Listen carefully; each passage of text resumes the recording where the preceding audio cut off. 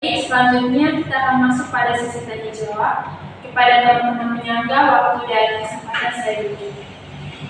Baik, terima kasih atas kesempatan yang tadi diberikan kepada saya, dan saya akan bertanya bagaimana metode AHP mengendalikan subjektivitas penilaian responden dalam perbandingan antara kriteria agar bias dapat diminimalkan dan hasil analisis tetap valid. Oke, baik, selanjutnya pertanyaan dari saya. Apa yang menjadi latar belakang perlunya penelitian gaya belajar di program studi matematika? Selanjutnya, saya ingin bertanya kepada Saudara Sari. Dalam penelitian ini kan menggunakan metode AHP. Jelaskan apa saja kriteria yang Saudara Sari gunakan dalam penelitian ini. Terima kasih. Kita akan menjawab pertanyaan dari penyangga pertama. Jadi, metode analytical review proses AHP dalam proposal saya ini mengendalikan subjektivitas penilaian responden melalui 4 mekanisme utama. Yang pertama yaitu penggunaan skala perbandingan berpasangan dari SAATI. Jadi, pada bagian ini responden diminta membandingkan skala antar kriteria menggunakan skala 1 sampai 9 yang dikembangkan oleh SAATI, di mana skala ini tentunya memiliki arti yang jelas, seperti skala 1 itu sama penting, skala 3 cukup penting, skala 5 lebih penting, skala 7 sangat penting, dan skala 9 mutlak lebih penting. Ini membantu membatasi penilaian subjektif karena responden itu menilai dalam kerangka standar, bukan asal memilih.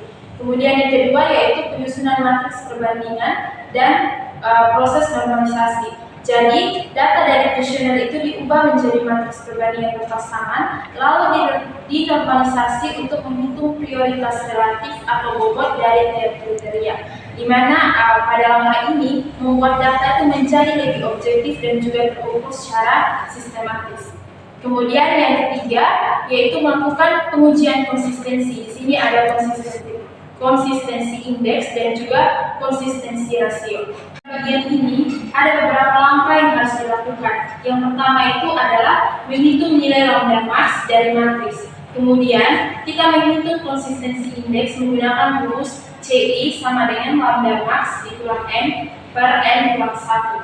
Setelah mendapatkan nilai CI, kita menghitung nilai konsistensi rasio menggunakan rumus CR sama dengan CI bagi IR, di mana IR di sini itu adalah indeks acak dari SAATI. Jadi sudah ada tabel khusus IR berdasarkan ukuran matriks. Kemudian kita melakukan uji konsistensi, di mana jika kita mendapatkan hasil dari CR-nya itu sama dengan 0,1, maka penilaiannya itu konsisten. Kalau CR-nya kurang dari sama dengan 0,1, maka penilaiannya juga cukup konsisten. Tetapi jika CR-nya itu lebih besar dari 0,1, maka penilaiannya itu perlu diperbaiki atau perhitungannya itu belum konsisten.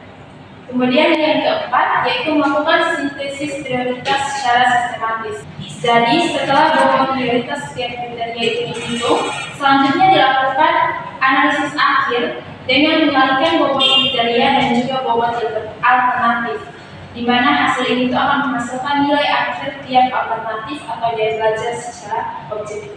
AHP itu melibatkan penilaian subjektif dari responden, tetapi metode AHP ini mengendalikannya dengan struktur hierarki, skala perbandingan berpasangan, dan pengujian konsistensi, sehingga hasil akhir itu tetap logis, rasional, dan valid secara ilmiah. Hal ini itu sesuai dengan tahapan yang saya lakukan dalam penelitian, mulai dari penyusunan kuesioner hingga penghitungan konsistensi rasio.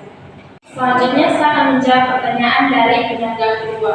Jadi latar belakang pentingnya penelitian tentang gaya belajar di program studi matematika ini, yang pertama seperti yang kita ketahui bahwa setiap individu kita ini pastinya memiliki gaya belajar yang berbeda, yang secara umum itu dikategorikan menjadi 3, ada visual, auditory, dan kinestetik. Nah, kaitan antara penelitian gaya belajar di program studi matematika, seperti yang kita tahu bahwa ilmu matematika itu ilmu yang cukup menantang, karena mahasiswa program studi matematika itu diharapkan tidak hanya memahami konsep-konsep abstrak, tetapi juga mampu menyelesaikan permasalahan secara analitis dan kompleks, sehingga pemilihan gaya belajar bagi mahasiswa program studi matematika di sini tuh menjadi sangat penting dan juga krusial mengingat sifat materi perkuliahan yang dipelajari.